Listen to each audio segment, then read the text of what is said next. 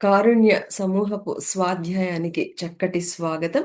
ముందుగా మనందరి గురువు బ్రహ్మర్షి పితామహ పత్రిజీ గారికి, గురువులందరికీ, దివ్యాత్మ స్వరూపులకి, విశ్వానికి మన యొక్క ఆత్మ ప్రణామములు తెలియచేసుకుంటూ, మరి ఈరోజు మనందరికీ మన జీవితంలో ఉపయోగపడే అద్భుతమైనటువంటి జ్ఞాన గుళికలను మనందరికీ అందించవలసిందిగా కోరుకుంటూ మరి ప్రారంభించుకుందాం. ఉం? ఆ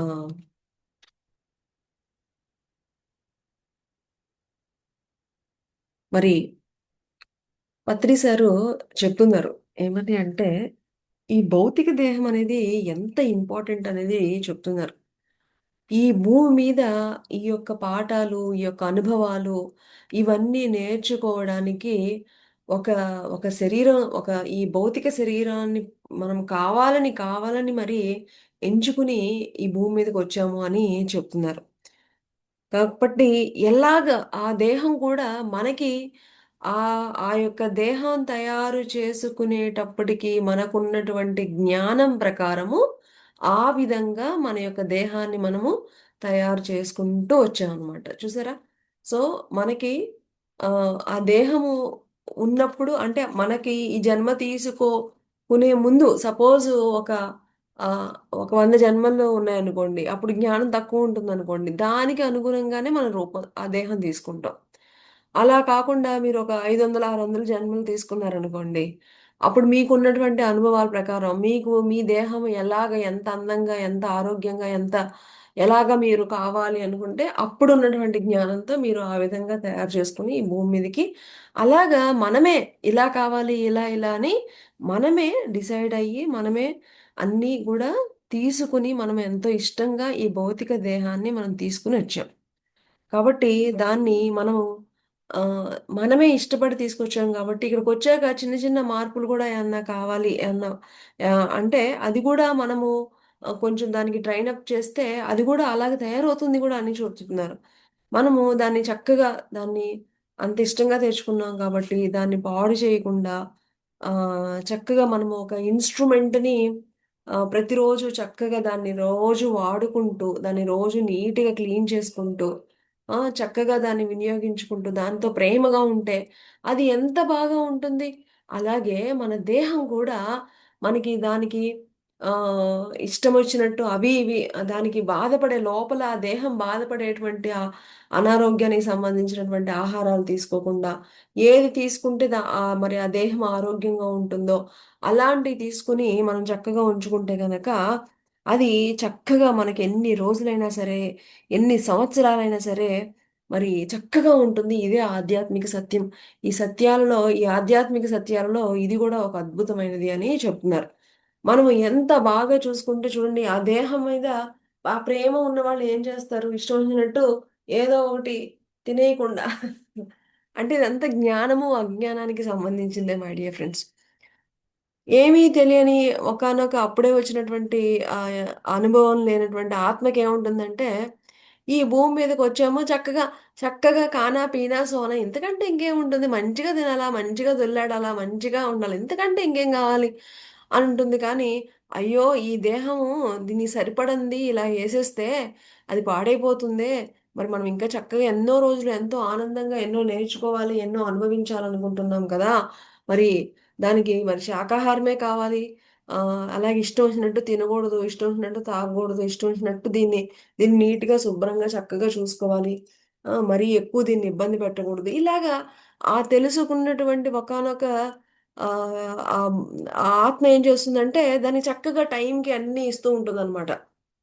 చూసుకొని దాన్ని ప్రేమిస్తూ, దాంతో మాట్లాడుతూ అలా ఉంటే గనక ఆ దేహం మనకి ఎలా కావాలి అంటే మనకి అలాగా సపోర్ట్ చేస్తుంది. ఇది ఆధ్యాత్మిక సత్యాల్లో ఒక అద్భుతమైనటువంటి సత్యము. ఇదొక అద్భుతమైన రహస్యము అని చెప్తున్నారు. మనం చేసేటువంటి ఆలోచనల వల్ల మనకి అనారోగ్యం కానీ, ముసలితనం కానీ, అలాగే చెడు పనులు చేస్తూ ఉంటే ఇవన్నీ గూడా వచ్చేస్తూ ఉంటాయి జనరల్‌గా. సత్యాన్ని చెప్పేస్తున్నారు. చూడండి అందుకనే ఎప్పుడు మంచి పనులు చేసే వాళ్ళ మొహం ఎప్పుడు కళకళలాడుతూ ఉంటుంది మై డియర్ ఫ్రెండ్స్. ఆ! మంచి ఆలోచనలు, మంచిగా మనం ఆలోచిస్తూ ఉంటే ఎంత బావుంటుంది. ఆ! అదే చెప్తున్నారు పత్రిజీ.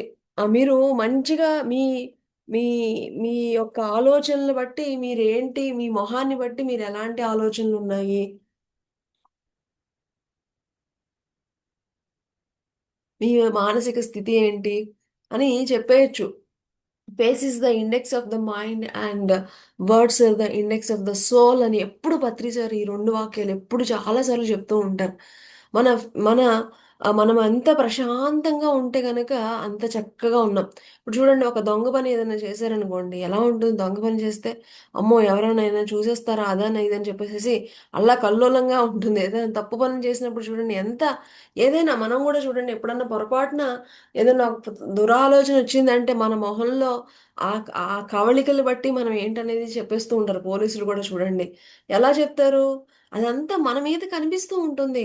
సో, అలాగా మీరు ఈ ఒక అద్భుతమైనటువంటి దేహము, మీరు మంచి పనులు చేస్తూ ఉంటే చక్కగా, మంచిగా, అద్భుతంగా ఎప్పుడూ చక్కగా హ్యాపీగా ఉంటుంది.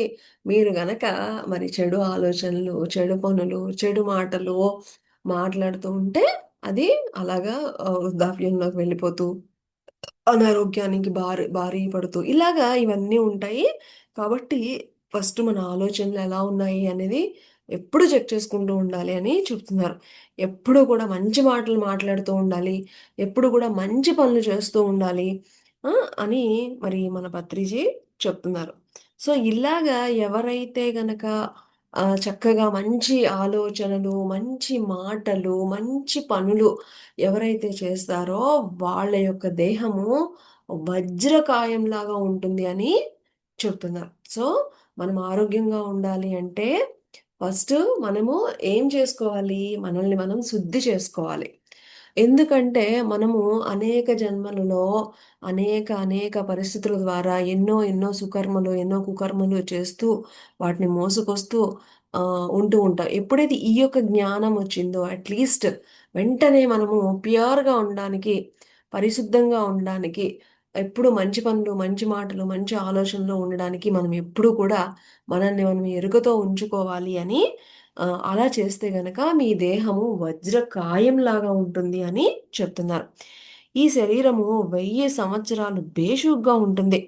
ఈ శరీరంలో నేను 1000 సంవత్సరాల పాటు హాయిగా ఆడుతూ, పాడుతూ సంపూర్ణంగా జీవిస్తాను అని మరి అద్భుతంగా మరి అని ఎవరైతే నేను చూసుకుంటానో ఫస్ట్ ఏదైనా సరే మై డియర్ ఫ్రెండ్స్, మనకి ప్రతిదానికి గూడా ఫస్ట్ మొట్టమొదట కావాల్సింది ఏంటంటే సంకల్పం.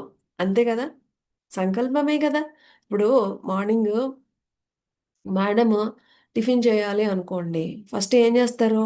రేపు నేను మార్నింగ్ ఆహ్, దోస ఎయ్యాలి, పూరి ఎయ్యాలి, లేకపోతే ఊరెళ్తుంటే సో, మనం ట్రావెలింగ్‌లో మనకి ఈజీగా చపాతీ చేసుకోవాలి, పులిహోర చేసుకోవాలి అని ఫస్ట్ అనుకుంటారు. ఇంట్లో పేరెంట్స్ గానివ్వండి అందరూ అనుకుంటేనే కదా! ఆ నెక్స్ట్ డేకి అన్నీ రెడీ అయిపోయితూ అన్నీ అవుతూ ఉన్నాయి. ప్రిపేర్. అలాగే చూడండి మనము బయటికి వెళ్ళేటప్పుడు ఏదైనా బిజినెస్ కానివ్వండి, వాటెవర్ ఇట్ మే బి ఏదైనా సరే మనము అనుకుంటేనే ఇవన్నీ గూడా జరుగుతూ ఉంటాయి మై డియర్ ఫ్రెండ్స్. సో, అందుకనే ఫస్ట్ పత్రి సార్ మనందరికీ ఏం చెప్తున్నారు అంటే గనక, మీరు ఫస్టు మీరు ఆరోగ్యంగా నా దేహం వజ్రకాయంగా ఉంది.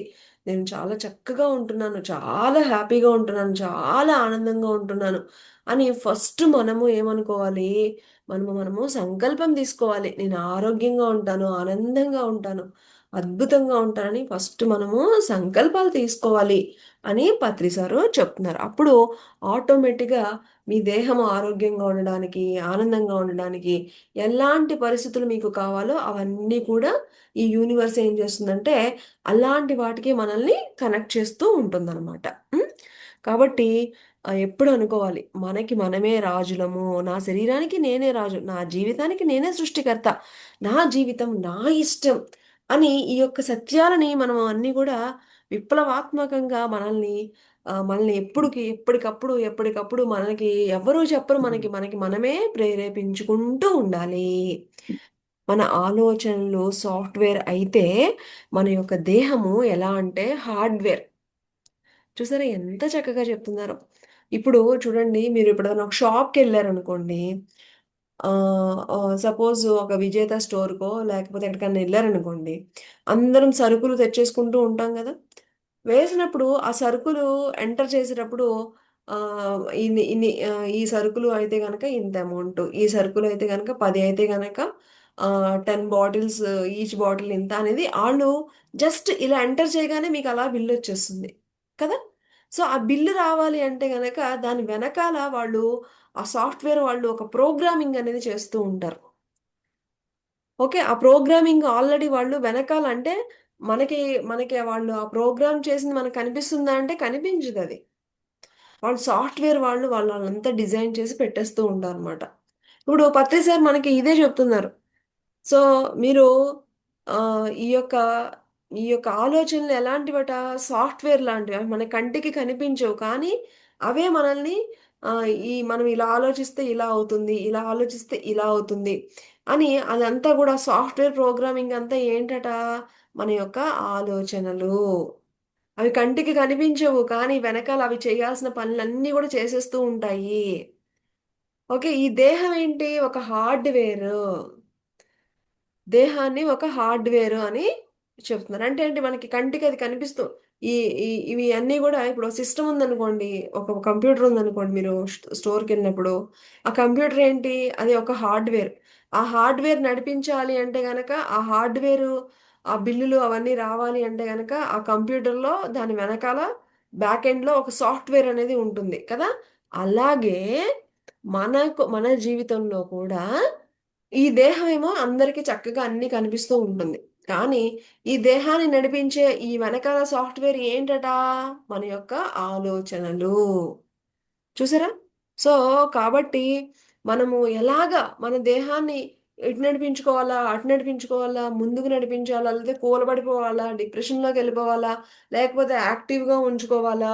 ఆరోగ్యంగా ఉంచుకోవాలా? లేతే డల్‌గా ఉండాలా? ఇలాగా మనము ఎలాగా ఉండాలి అనేది మనం ఎలాగా డిజైన్ చేసుకుంటామంటే మన యొక్క ఆలోచనల ద్వారా మనము డిజైన్ చేసుకుంటూ ఉంటాం. మన ఆలోచనలు ఎప్పుడైనా యాక్టివ్‌గా, ఆరోగ్యంగా ఉంటానని మనం గనక మనం ఆ ఇన్‌స్ట్రక్షన్స్ ఇచ్చుకుంటూ, సంకల్పాలు ఇచ్చుకుంటూ చేసుకుంటే ఈ యొక్క దేహము చాలా స్ట్రాంగ్‌గా, ఆరోగ్యంగా ఉంటుంది.